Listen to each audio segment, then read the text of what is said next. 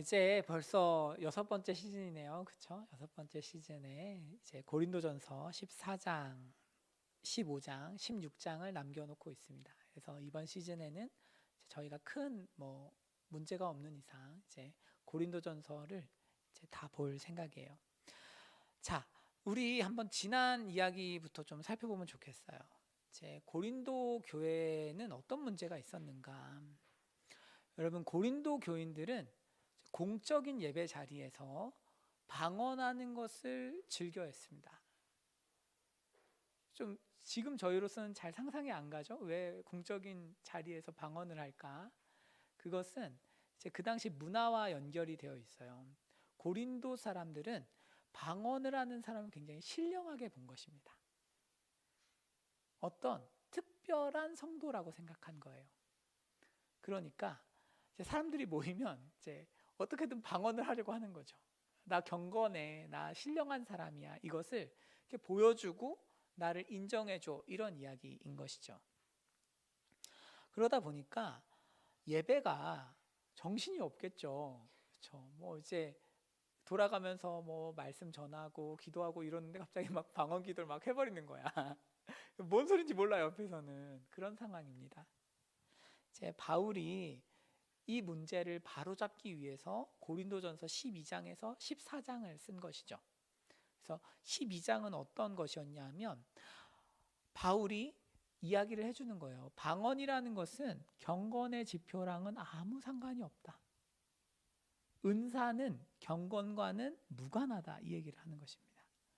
은사의 본질은 선물입니다. 선물. 은사를 우리가 가지고 있는 것은 우리가 경건하기 때문에 주어지는 것이 전혀 아닌 것이죠. 물론 주어진 은사를 개발해가는 측면에 있어서는 조금 다를 수 있겠지만 은사 자체를 받는다는 것은 하나님의 전적인 은혜고 선물인 것이죠. 그래서 그런 이야기 드렸습니다만 찬양을 잘하는 것과 설교를 잘하는 것과 목양을 잘하는 것과 경건은 때로는 상관관계가 적을 수 있어요. 은사이기 때문입니다. 경건해도 설교를 못할 수 있어요. 부족할 수 있어요. 경건하더라도 찬양에는 은사가 없을 수 있어요. 그렇기 때문에 은사와 경건이 다르고 은사로 경건을 측정해서는 안 된다는 것이 바울의 요지였습니다. 그리고 또 하나 이에 더해서 방언이라는 것이 많은 은사 중에 최고의 은사가 아니라고 이야기를 해줍니다. 이해 가시죠? 그러니까 방언이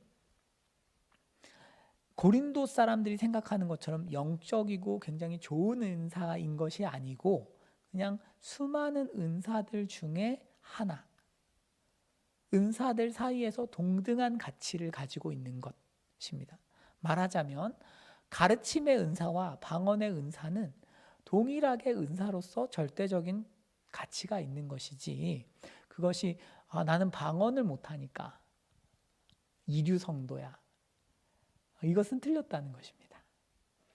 저는 이제 요즘에는 그런 성도님들이 별로 없다고 생각을 했는데 사실 또 이렇게 이야기를 듣다 보면 방언을 되게 사모하시는 분들이 또 계시더라고요. 좋은 거예요. 그런데 그 사모함이 때로는 열등감, 영적인 열등감 때문에 구하거나 그러실 필요는 없습니다. 그것과 경건은 다른 것이에요.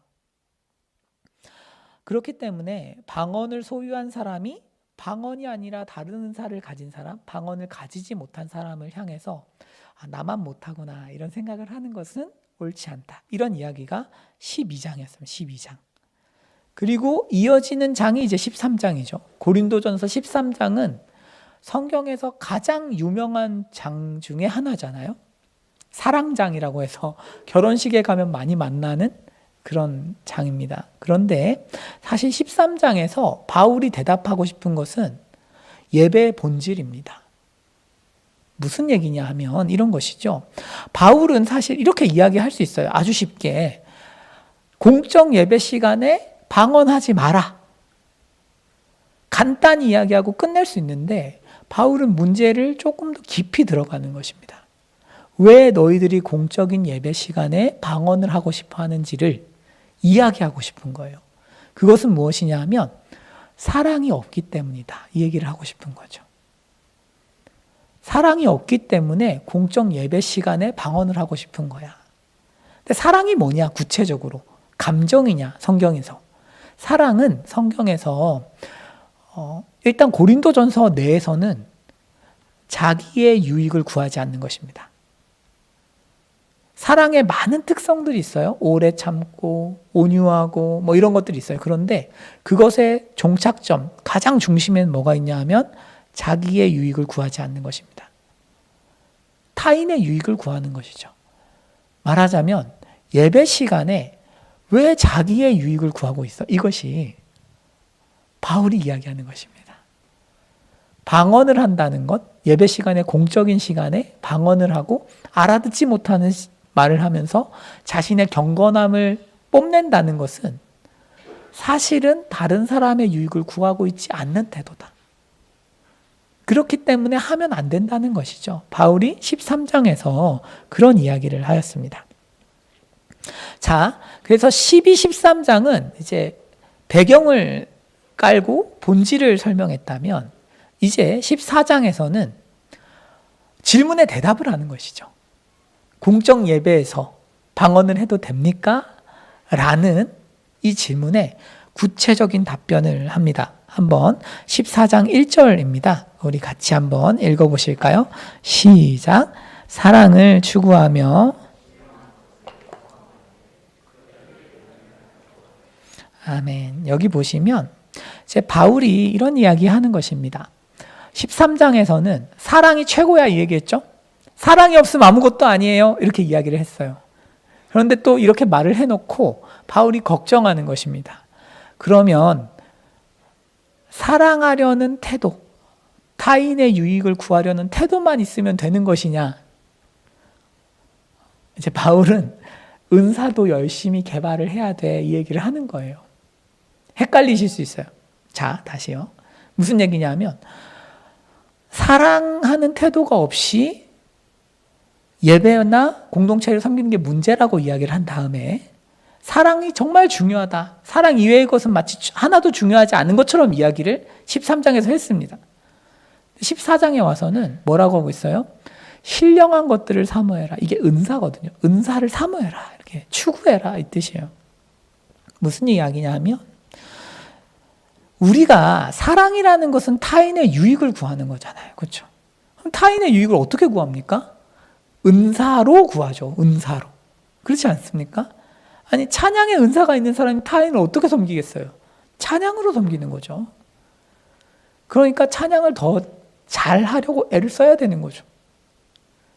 아니 제가 설교자로 부르심을 받았으면 제가 이렇게 설교 강단에 서가지고 여러분 제가 여러분의 유익을 구하는 마음이 굉장히 있습니다 하고 내려가요. 그러면 안 되는 거잖아요. 그죠? 그러니까 무슨 얘기냐면 사랑이라는 것은 타인의 유익을 구하는데 이것을 정말 진지하게 구하기 시작하는 사람은 은사를 추구하게 되어 있다는 것입니다.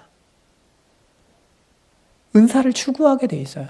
조금 더 타인을 위해서 잘 전하기 위해서 애를 쓴다라는 것이죠. 직업도 마찬가지고요. 자, 예를 들어서 A라는 청년이 찬양으로 섬기기 시작했어요. 모두 이제 비슷한 패턴으로 가는데 처음에는 타인의 유익이 잘 안 보여.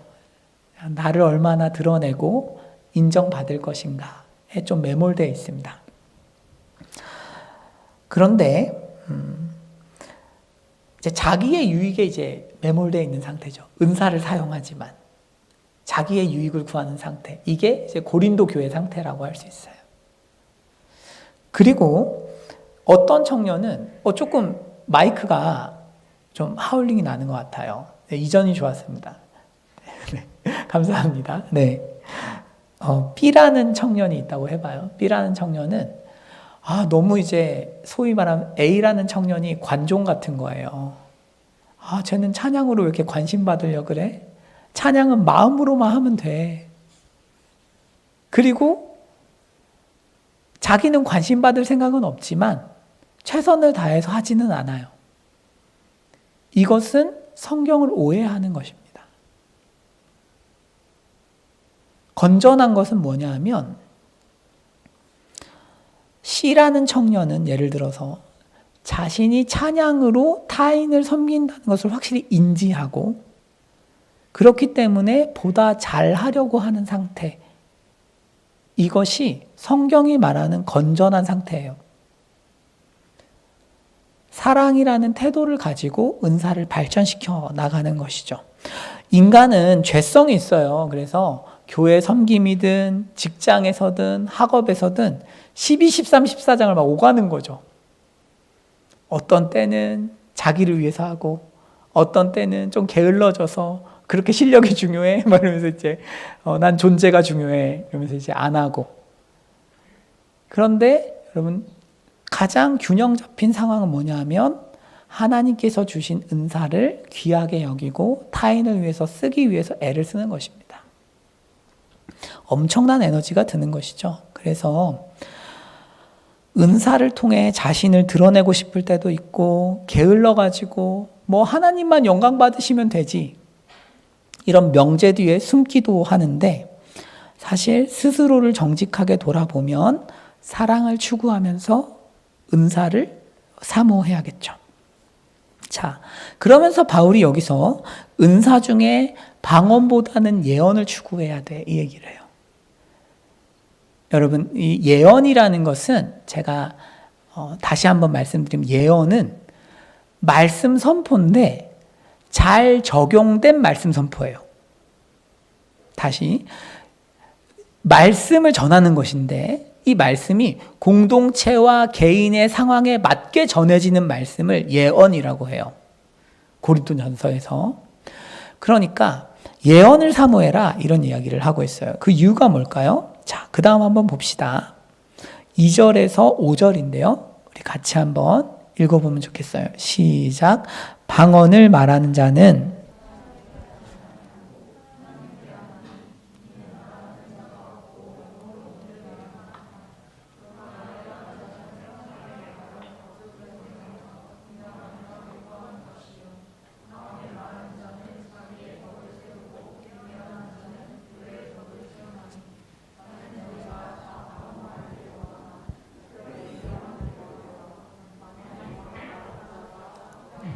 교회의 덕을 세우지 아니하면 예언하는 자만 못하니라. 아멘. 여기 보시면 이런 거죠. 방언이라는 것은 여러분 기본적으로 이해하지 못한 소리입니다. 숨겨진 의미를 가지고 있는 발화 형식이에요. 그러니까 비전 발화라고 하는데 그래서 이제 방언은 사람이 알아듣지 못하는 소리예요. 하나님만 아시는 거죠. 하나님만. 방언 기도라는 것은 본질적으로 언어를 초월해 있는 기도죠. 우리가 때로는 언어로 다 표현 못하는 것들이 있잖아요. 그렇죠? 언어로는 다 설명할 수가 없어.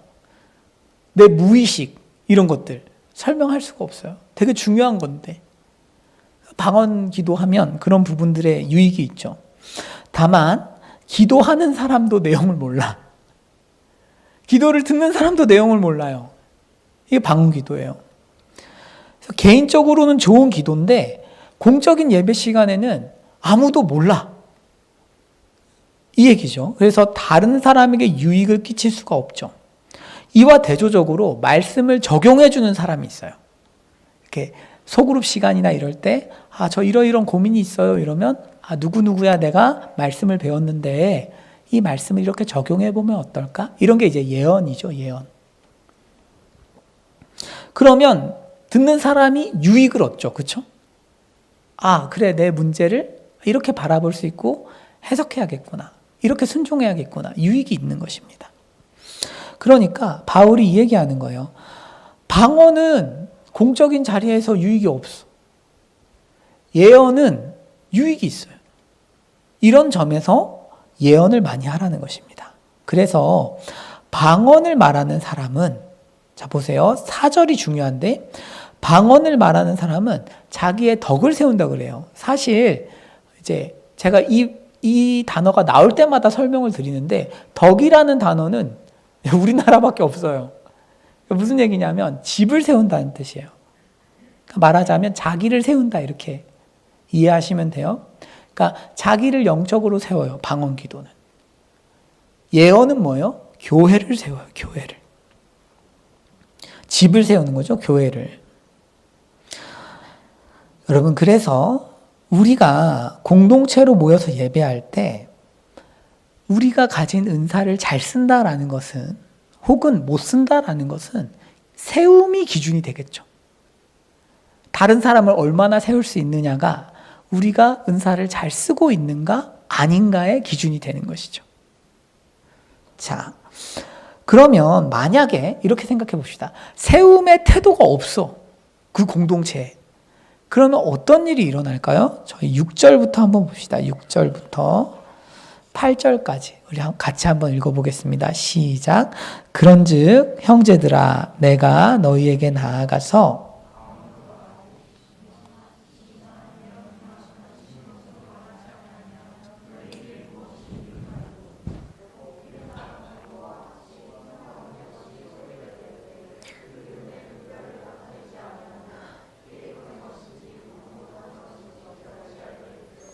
만일 나팔이 분명하지 못한 소리를 내면 누가 전투를 준비하리요.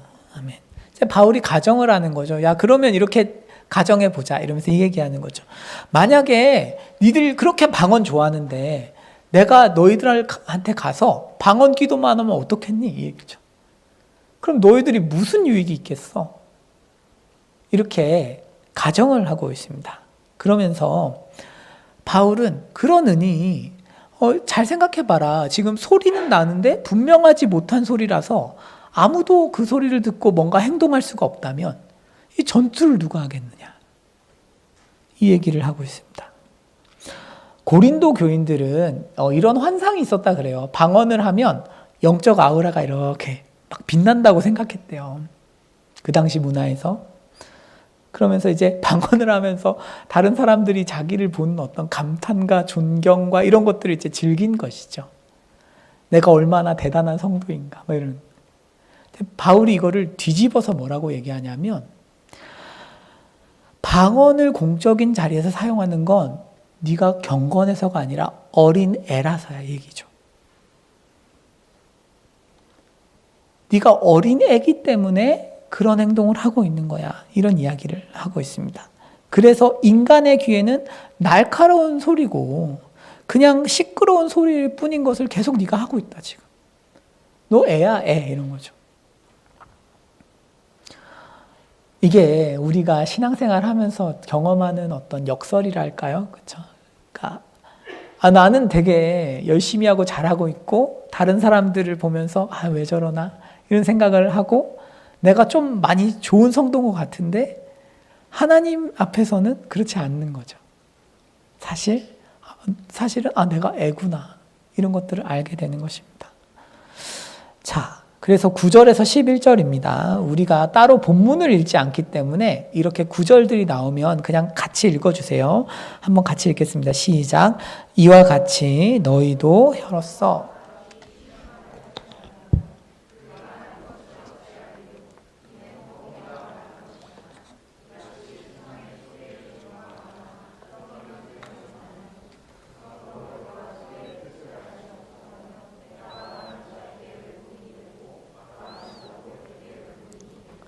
아멘. 이처럼 여러분 우리가 공예배로 모였을 때 서로를 배려하는 마음이 없으면 분리가 일어나요. 외국인이 된다 하잖아요. 그러니까 외국인처럼 느끼는 거죠.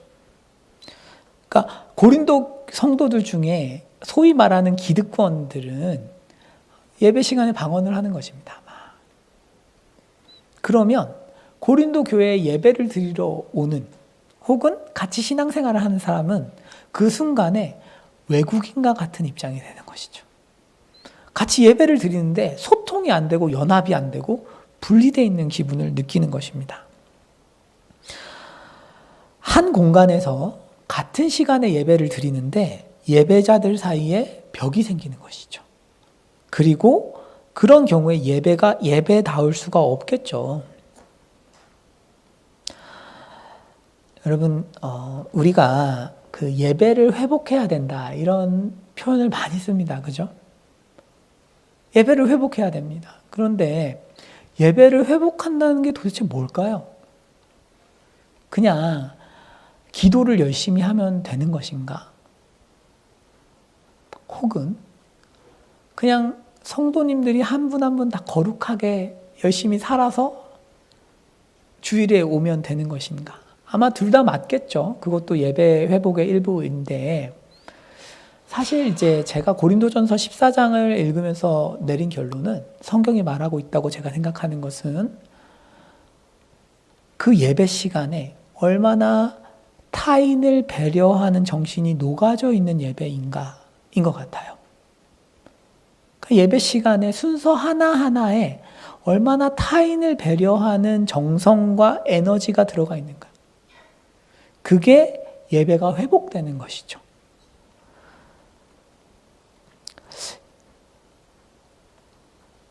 예를 들어서 여러분 3부 예배나 에피소드 워십이나 혹은 뭐 우리가 섬기는 공동체 예배라는 것이 언제 예배가 더 좋은 예배가 되는 걸까요? 척도가 뭐냐라고 할 때 예배 가운데 예배자들을 얼마나 섬기고 배려하는 정신이 잘 구현되어 있는가. 이것이 우리의 아주 중요한 기준이 되는 것입니다. 자, 12절입니다. 12절 우리 같이 한번 읽어볼게요. 시작. 그러므로 너희도 영적인 것을 사모하는 자인즉 교회의 덕을 세우기 위하여 그것이 풍성하기를 구하라. 아멘. 그래서 이제 바울이 좀 내용을 정리하면서 야, 너희도 그렇게 신령한 거 좋아하니까 교회를 세워가면서 예언이 풍성하기를 구해봐라. 이 얘기죠. 여러분 좀 더 아까 하던 얘기를 하면 좋겠어요. 우리가 어떻게 예배에서 분리가 일어나지 않고 하나로 이렇게 묶어지는 예배를 드릴 수 있을까? 그래서 아마 본질적인 어떤 기준은 우리가 가진 은사를 가지고 다른 사람을 예배 시간에 섬기는 것인 것 같아요. 몇 가지 예를 들 수 있는데, 먼저 저희가 이제 3부 예배를 그냥 이렇게 생각했을 때는 한 번쯤은 교육을 해야겠다. 이런 것들이 이제 대표기도 이런 것입니다. 그렇죠? 그러니까 못하고 있다는 게 아니고 이제 대표기도의 어떤 정의와 이게 뭐냐라고 할 때 저는 이제 대표기도에 대한 많은 잘못된 오해가 있다고 생각을 하는데요. 그중 하나가 뭐냐 하면 기도에 대한 잘못된 예로 예배 때 대표 기도자가 하나님이 아니라 회중을 의식하면서 기도하는 것을 예로 많이 드는 것 같아요. 그런데 맞을 수 있지만 대표 기도는 개인적인 기도가 아니기 때문에 회중의 유익을 배려하면서 기도해야 되죠. 무슨 얘기인지 아시죠? 그러니까 대표 기도자가 왜 정복을 입고 와야 됩니까? 우리 3부 예배 때 청년들에게 지침을 주죠. 보통은 무슨 추리닝 입고 올라오라고 안 하잖아요. 그렇죠? 왜 그렇습니까? 타인을 배려하는 것이죠. 어떤 기도의 언어, 주제 이런 것들도 우리가 조심조심해서 써야 되는 거죠. 때로는 우리가 최근에는 국정이 혼란스러우니까 어떤 경우에 이렇게 좌파 기도하고 우파 기도하고 막 이렇게 해버려요. 그럼 어떻게 돼? 예배가. 그게 맞고 틀리고를 떠나서 분리가 일어나잖아요. 그러니까 타인을 배려하지 않는 거잖아요. 그것 때문에 그 공통이 아멘할 수 있는 주제를 골라서 기도하는 것이 굉장히 중요한 것입니다. 그렇기 때문에 많이 고민하고 많이 애써서 준비를 해야 되는 거죠. 내가 기도 하나를 하더라도 아, 내 차례가 왔네. 이제 어떻게 하면 내 기도가 정말 우리 신실인 공동체 혹은 내가 섬기는 공동체에 보다 좋은 영향을 줄 수 있을까? 어떻게 하면 더 많이 은혜를 끼칠 수 있을까를 고민하고 기도를 준비하는 것이 대표 기도자의 역할이죠. 그게 아니라 대표 기도를 하러 올라가서 자기 하고 싶은 말을 다 해. 그럼 이제 분리 현상이 일어나죠. 이제 외국인이 된 거죠. 이해 가시죠? 자, 그 다음은 찬양이라고도 할 수 있어요. 그러니까 우리가 이제 찬양 같은 경우는 교회에서 제일 피드백이 많은 영역이에요. 찬양 콘티 관련해 가지고는 금요 영성 집회도 얼마나 피드백이 많은데. 대전제가 뭐예요?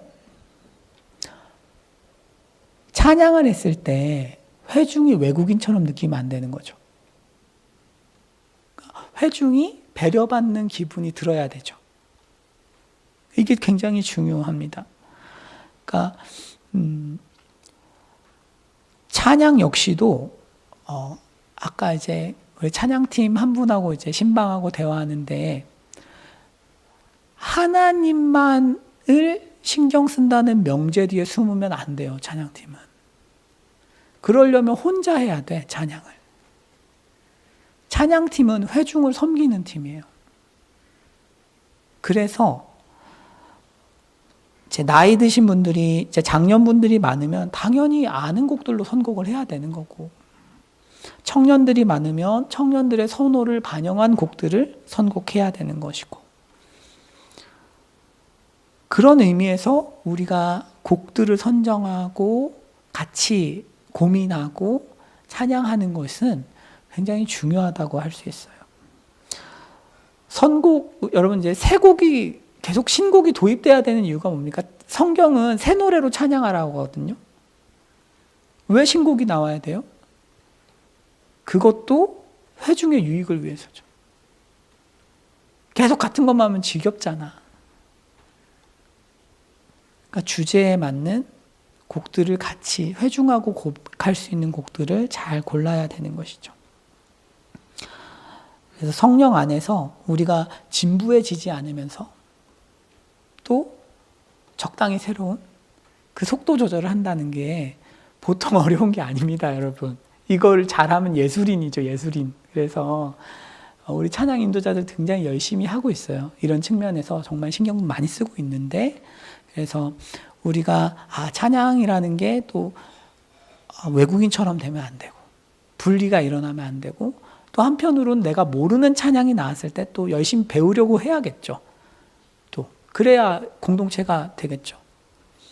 자, 앞에서 기도 인도를 하거나 설교하는 사람도 마찬가지죠. 그래서 설교의 목적은 전에는 몇 달 전만 해도 제가 설교의 목적은 가르침이라고 생각했거든요. 근데 제가 최근에 성경을 보면서는 섬김인 것 같아요. 그러니까 가르침이라는 형식을 통해서 섬기는 것이죠. 그러니까 본질이 섬김인 거죠. 그래서 최근에 몇 가지 이제 제가 회개하는 부분들이 있는데 한번 들어봐 주세요. 뭐냐면 설교자가 필요 없는데 헬라어 설명하면 안 되겠다. 그리고 또 물론 이제 제가 헬라어나 히브리어를 이렇게 갖고 오는 거는 좀 이게 전 낯설게 하기 기법을 쓰고 싶어서예요. 근데 좀 아닌 것 같기도 하고 이제 그런 거죠. 이제 기도를 인도하든 설교를 하든 앞에서 중언부언하지 않도록 말을 잘 가다듬어야 되죠. 논리적으로 조리 있게 말을 해야 하는 이유는 저는 이전에는 설교가 선포라기보다는 설득이라고 생각을 했어서 논리가 중요하다 이런 생각을 했었는데, 최근에 좀 이렇게 제가 많이 변하고 있어요. 고린도전서한테 너무 많이 맞아가지고 지금 좀 얼얼해요. 그런데 이제 그런 거죠. 뭐냐 하면 회중의 유익을 위해서 논리적이어야 되죠. 그러니까 회중이 들을 때 논리적이지 않으면 여러분 그런 경험 해보셨나요? 이렇게 얘기하고 있다가 논리가 확 튀면 하고 멈추잖아요, 사람이. 그럼 집중이 안 되잖아, 말씀에. 그런 의미에서 논리적이어야죠, 회중을 섬기기 위해서. 그리고 예를 들 때 이제 회중 모두가 아는 예를 들어주는 것도 중요하겠다. 제가 가끔 게임 예를 들면 이렇게 가형자매님이 뭐예요 도대체 그게 막 이러거든요. 뭐냐 그게, 난 모르는데. 그렇죠. 외국인이 되는 거죠. 그래서 이런 거 조심해야겠다 그런 생각이 들었어요. 그래서 여러분 예배 순서를 맡고 앞에서 섬기시는 분들은 또 회중으로서도 마찬가지, 예배자로서도 마찬가지. 예배가 회복된다는 게 뭐냐 하면 예배 시간에 내가 다른 사람을 배려하는 어떤 구체적인 행동과 정신이 녹아지는 것입니다. 그럴 때 뭐가 돼요? 그 예배를 드린 사람들이 연합된 기분을 느끼고 예배가 회복되었구나, 이런 경험을 하는 것이죠. 그래서 여러분 우리가 예배를 이제 세워간다고 할 때 단지 어떤 영적인 그런 수준에서만 이야기할 것은 아니고 예배의 순서들, 광고하라고 시켜놓으면은 막 5분, 10분씩 하면 됩니까? 안 됩니까? 안 되죠. 유익을, 안 되는 거예요. 근데 이제 영적인 예배를 넘어서 사실 예배의 순서들, 찬양, 기도, 말씀 등의 방향이 정말 그 예배자들을 향해서 이렇게 쏟아져 있을 때 좋은 예배다, 이렇게 이야기할 수 있습니다. 그래서 방언과 이제 그 예언의 이야기는 기본적으로 이런 어떤 전제를 깔고 이렇게 가고 있어요. 자, 그 다음입니다. 이제 방언 기도 좀 살펴볼게요. 13절에서 17절입니다. 같이 한번 읽어볼게요. 시작. 그러므로 방언을 말하는 자는 통역하기를 기도할지니 내가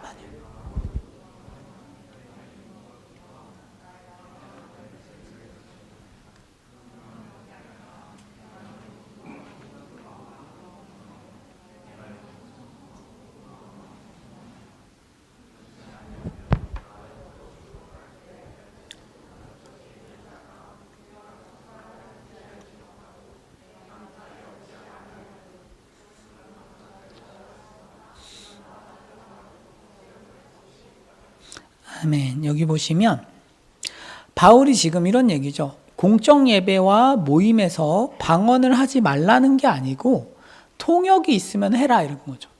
통역이 있으면 이제 설명할 수가 있으니까. 이런 경우에는 이제 외국인으로 만들지 않죠. 자, 14, 16절은 상당히 여러분 흥미로운 구절인 것 같아요. 저는 이 구절들을 볼 때 방언 기도에 대해서 별로 이렇게 긍정적으로 설명하는 구절들이 아님에도 불구하고 이 구절들을 읽으면 좀 방언이 하고 싶어요. 평소에 안 하는 방언을 좀 하고 싶어요. 그러니까 왜 그러냐면 한번 볼게요. 읽어보시면 만일 방언으로 기도하면 내 영이 기도한다. 이성을 넘어서 기도하는 거죠. 그러면 나의 마음은, 여기선 이성으로 이해하시면 돼요. 마음을. 내 이성은 이해가 안 가니까 열매를 못 맺어요. 그러면 어떻게 하겠냐? 내가 영으로 기도하고 방언으로 기도하고 또 이성으로 기도해서 내가 영으로 찬송하고 이성적으로도 찬송해서 둘 다 잘하겠다는 거죠. 둘 다. 그러면 열매를 더 맺는다, 이런 얘기죠. 그러면서 16절에서 다시 한번 이야기합니다. 그렇지 아니하면 네가 영으로, 방언이죠. 방언으로 축복할 때 알지 못하는 처지. 이게 이제 알지 못하는 처지라는 게 이제 조금 더 표현을 적절하게 하면 이제 외국인 혹은 외부인, 이렇게 설명할 수 있어요. 그러니까 외부인이 되는 거죠. 그러니까 외부인이 무슨 말을 하는지 알지 못하고 막 영으로 막 감사를 했는데 어떻게 뭐 감사를 알아듣겠어요? 그 얘기죠. 그래서 너는 잘했다 하지만 그걸 듣는 사람은 영혼이 세워지지 않지 않아? 이 얘기를 하는 것입니다. 그러니까 방언은 사실은 개인을 세우는 은사예요. 개인을 세워서 교회를 건강하게 세우라고 주신 은사죠. 방언이. 그렇죠? 그런데 교회를 세우는데 사용되지 못하는 것입니다. 그래서 여러분 공동체 예배를 개인적으로 바라보는 것에 대해서 바울이 도전하는 것입니다. 어찌됐든 나만 은혜 받으면 돼. 그런 개념이 우리로 하여금 좋은 예배로 도달하지 못하게 하는 거죠. 우리가 이제 3부 예배 때는 이제 뒤에를 닫잖아요. 이제 3층을 닫았어. 3층을 닫았는데, 그럼 이제 우리가 늘 교회에서 하는 말 있어요. 앞에 앉아라. 그죠? 이제 저는 개인적으로는 설교할 때 앞에 사람이 있으면 조금 불편해서 지금 정도 딱 좋아요. 우리 서로 배려하고 있어요.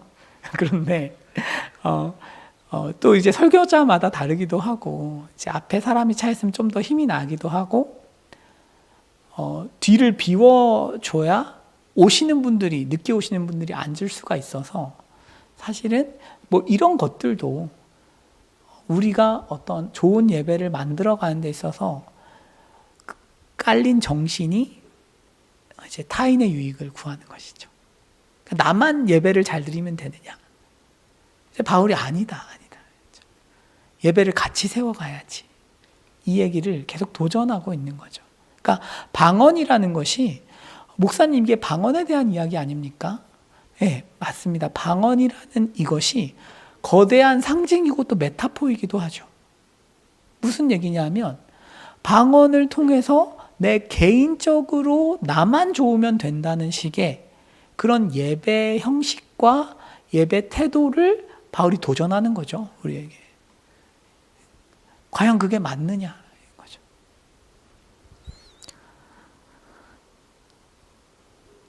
그래서 이 구절들이 조금 오해를 낳을 수가 있어가지고 설명이 조금 필요한데, 이런 거죠. 목사님, 그럼 방언은 영적인 기도니까 더 좋은 기도입니까? 그렇죠.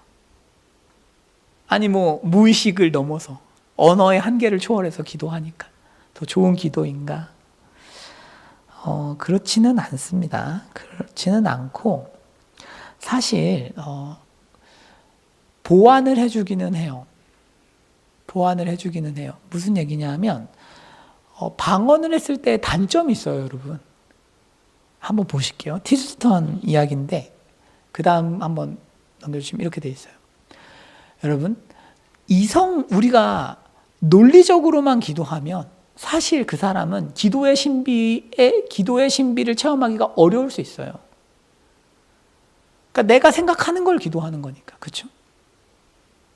그런데 방언만 기도를 하면 자기가 무슨 말을 하는지 모르기 때문에 혼자 속을 수가 있어요.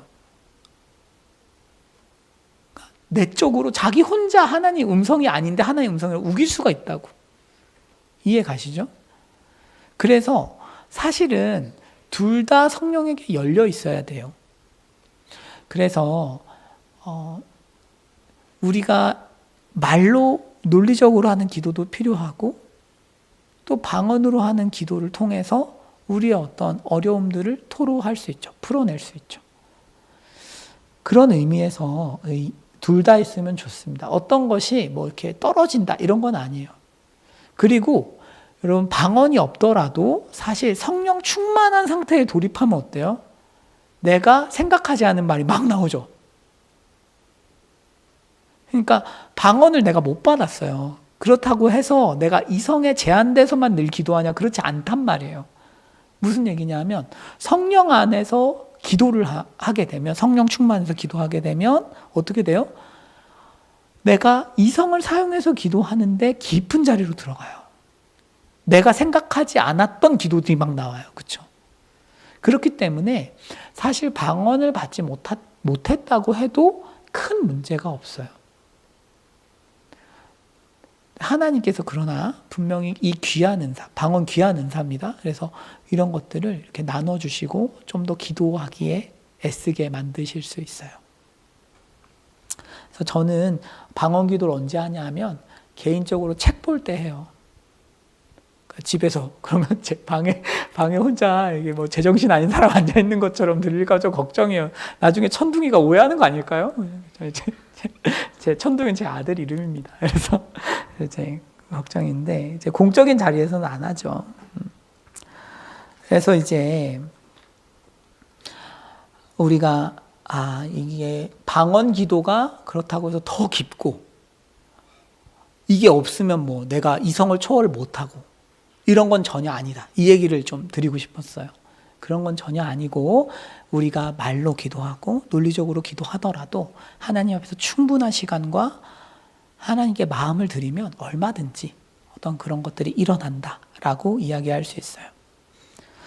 자, 그 다음입니다. 18절, 19절입니다. 18절, 19절. 자, 같이 읽어보실게요. 시작. 내가 너희 모든 사람보다 방언을 더 말함으로 하나님께 감사하노라. 그러나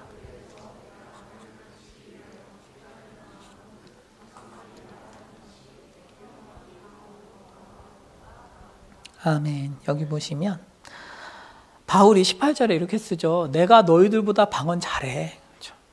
그러니까 내가 몰라서 지금 방언하지 말라는 게 아니다. 그러니까 이제 고린도 교인들의 어떤 오해를 바로 잡는 거죠. 그런데 내가 방언을 하지 않는 이유는, 교회에서 하지 않는 이유는 남을 가르치기 위해서 깨달은 마음을 가지고 5마디 말을 하는 것이 방언을 1만 마디 하는 것보다 낫다. 교회를 더 세울 수 있다. 그래서 지금 바울이 자기가 방언을 잘 이해하고 있고 개인적으로도 많이 하지만 공적인 자리에선 하지 않는다는 것을 분명히 해주는 거죠. 그러면서 교회에서 바울은 1만 마디 방언을 하는 것보다 깨달은 마음으로 5마디 하는 것이 올바르다. 그러니까 결국은 타인의 유익을 얼마나 구하느냐에 대한 문제죠. 얼마나 나와 같이 예배드리는 사람들의 어떤 유익을 배려하고 있는가. 그렇죠. 그래서 에피소드 워십도 이제 시즌이 거듭되면서 조금씩은 좀 비었던 부분들이 차고 보완되잖아요. 그래서 여러분 놀랍게도 지금 저 문에도 뭐가 붙어 있어요. 이제 나가지 마라 이렇게. 여기 아니야. 돌아가십시오. 그렇죠. 이런 것들이 이제 단순히 규율이라기보다는 그냥 이제 규율이야 이러면 굉장히 반감이 생길 수 있는데 그런 게 아니고요. 그게 아니라 타인을 어떻게 배려할 수 있는가에 대한 하나의 지침이 되는 것이죠. 그렇죠? 그래서 이렇게 나가면 조금 산만할 수 있으니까 뒤로 나가야겠다 이런 것들이죠. 그래서 우리 교회는 그런 게 많아요. 그래서 저도 이제 일부 여러분들 예배를 드리러 오시면 제가 일부 시간에는 이렇게 본당 앞에서 불침번 서고 있거든요. 저희 교회 룰이 있어요. 설교 시간에 못 들어가고 나온 분은 그대로 계셔야 돼요. 막 문이 열리고 막 닫히고 이러면 예배에 집중이 안 되니까. 처음에는 저는 이전 교회에 있을 때 그 교회는 한 7, 80명 정도 됐나? 이제 잘 기억이 안 나요. 그런데 할머니, 할아버지 분들이 한 60% 이상이었던 것 같아요. 참 그게 전 너무 신기한데 동일한 시간에 동일한 위치에서 동일한 분에게 언제나 전화가 와. 예배 시간에. 막 울려요. 막 울려. 그러면 이제 담임 목사님이 허허 웃으시면서 이제 하는데 이제 막 처음엔 그냥 배려한다고 내버려뒀어요. 근데 이제 나중에는 통화를 하셔. 그래서 안 된다고. 근데 이제 제가 그런 분위기에 있다가 저희 교회 온 거예요. 저희 교회 와서 처음에는 조금 당황스러운 거예요. 이제 부교육자 막 목사님들이 예배 시간에 막 폰 울리면은 사색이 돼. 제가 보기에. 막 뛰어다녀요. 막 폰 뺏고 막 바로 끄고 막. 그래서 제가 참 이게 복음적인 건가? 제가 고민을 했어요. 정말로. 아니 이게 이렇게까지 할 일인가? 근데 제가 이제 말씀을 읽으면서 깨달았어요. 이게 훨씬 복음적이다. 이게 참 사람 논리랑 다른 거예요. 사람은 통제를 안 하는 게 복음적이라 생각해. 근데 사실 그렇게 매번 울리는 사람을 그분이 타인을 배려하는 태도가 적어도 그 영역에 없는 것이죠. 그러면 그걸 배려할 수 있게 가르치고 지도해야 되는 거지, 사실은. 그러니까 우리도 똑같거든요. 그래서 충분한 이런 교육들이 필요하고, 그래서 예배 시간에 조금 더 집중하고 잘 몰입할 수 있고, 아, 그게 좋은 예배구나. 최근에 이제 알게 된 거죠. 그래서 참 신기하다고 생각해요. 이게 말씀을 얼마나 알고 얼마나 이해하느냐에 따라서 너무 다르다, 이런 생각이 듭니다. 자, 그 다음입니다. 이제 마지막이에요. 우리가 뭐 늘 그렇듯이 이제 승리의 비결은 이제 예수님에게 있습니다. 그렇죠? 우리가 예배 시간에 자기를 드러내면 안 된다는 사실을 너무 잘 알아요, 사실. 잘 알아. 타인을 배려해야 돼. 꼭 예배 시간만이 아니라 공동체에서도 그렇잖아요. 아, 사람을 배려해야 된다는 사실을, 나를 드러내서는 안 된다는 사실을 다 압니다. 그렇지만 우리가 이제 유혹을 늘 받는 거죠. 은사에 도취되어서. 은사에 도취돼서 종종 다른 사람들을 배려하거나 고려하지 않고 은사를 뽐내기 바쁜 거죠. 제가 처음에 저희 교회 왔을 때, 지금은 이제 제가 업무가 많아져가지고 사역이 많아서 조금 얘기가 다른데, 처음 1년 차 때는 심심해요.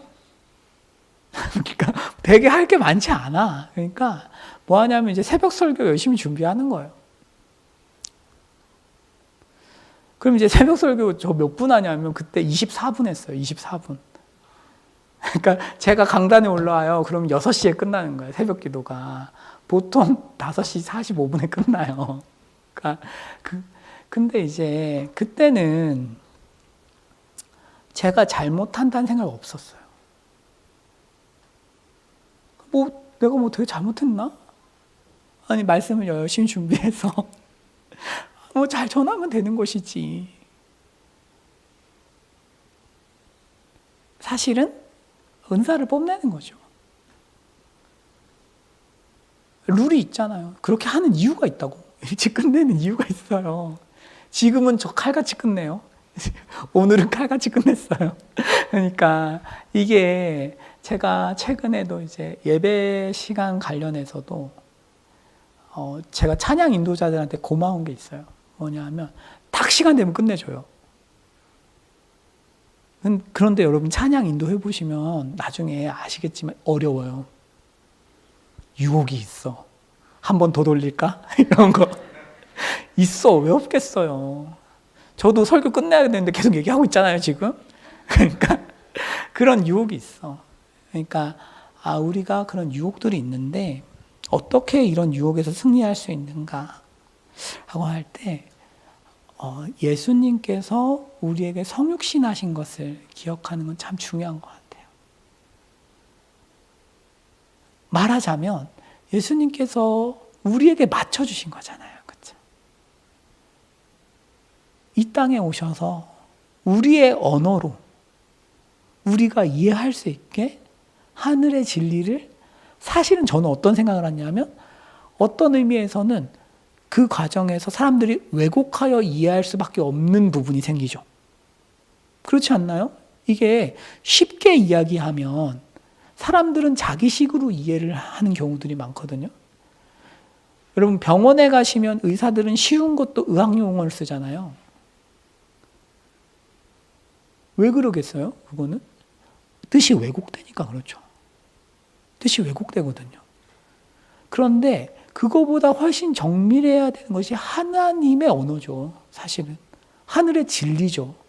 그걸 우리 인간의 언어로 내리는데 그걸 논문으로 말씀하지 않으시고 너무 편하게 이렇게 씨 뿌리는 자의 비유를 하시잖아요. 다 이해할 수 있게. 성육신이죠, 이게. 예수님이 우리에게 철저히 맞추어 주시기 때문에 우리의 구원이 가능한 거죠. 예수님이 신이십니다. 우리 인간이죠. 예수님은 죄를 짓지도 않으시고 죄를 모르시는 분이지만 우리는 죄를 너무 잘 알고 의를 모르는 인간이에요. 사실 주님과 인간 소통이 안 돼요. 그렇죠? 소통이 안 돼요. 자기식대로는. 그런데 주님이 낮추어 주십니다. 그래서 인간이 되셔서 몸을 입으시고 시험을 받으시고 죄를 처리하고 우리와 연합하시기 위해 십자가를 지시고 그러면서 우리에게 다 맞춰주신 거죠. 그렇기 때문에 지금 우리가 있는 거죠. 지금 우리가 있고 유혹 속에서 예수님을 깊이 생각할 때 우리가 어떤 예배당에 나와서 예배를 드리면서 우리 삶에 어떤 유혹들이 있을 때 내려놓을 수 있게 되죠. 오늘 이제 김진규 목사님이랑 이런저런 이야기를 하고 있었어요. 제가 최근에 이런 부분을 고린도전서를 읽으면서 받은 은혜가 커서 좀 나누고 있었는데 김진규 목사님이 이 얘기를 해주셨어요. 이게 저는 마지막 이 예시가 여러분들한테 도움이 될 것 같아서 이거 하고 마칠게요. 자기가 최근에 주기도문을 공부하고 있었는데 주기도문은 아람어로 썼다는 것입니다. 이게 뭐 별거 아닌 것 같잖아요. 그런데 어떤 의미냐면 이게 그 당시에 히브리 사람들은 기도문을 절대로 아람어로 쓰지 않습니다. 히브리어로 써요. 그러니까 인간들이 쓰는 더러운 언어인 아람어로 안 써요. 신의 언어인 히브리어를 쓰는 거예요. 기도문을. 그런데 주기도문을 말씀해 주실 때 예수님이 아람어를 쓰시는 거예요. 너무 놀랍죠? 예수님께서 우리에게 맞춰주시는 거죠. 당시의 통용어고 누구나 쓸 수 있는 그 기도문을 그 언어를 쉽게 가져다 주시는 것입니다. 그렇죠? 그래서 우리가 이렇게 다른 사람에게 낮추는 것이 너무너무 중요하구나. 이런 것들을 깨달을 수 있을 것 같아요. 우리 기도하겠습니다.